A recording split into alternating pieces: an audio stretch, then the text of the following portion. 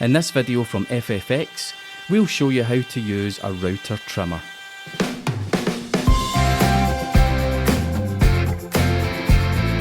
Sometimes called laminate trimmers, these are compact, versatile tools that are usually operated with one hand and make trimming woods and laminates easy. Due to them being smaller than fixed base or plunge routers, router trimmers are ideal for smaller jobs such as edge routing and decorative work. When using a router trimmer, it's important to make sure to advance it against the rotation of the cutter. The cutter spins in a clockwise direction, so you need to move the router trimmer in a left to right movement.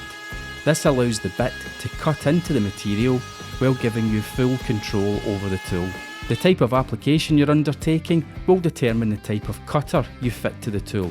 For simply trimming material, chamfering edges, flush trimming or cutting decorative edges, it's the cutter that enables the job to be done correctly. Always follow the manufacturer's instructions on fitting cutters and use the supplied tools to ensure that the cutter is safely inserted and tightened before use.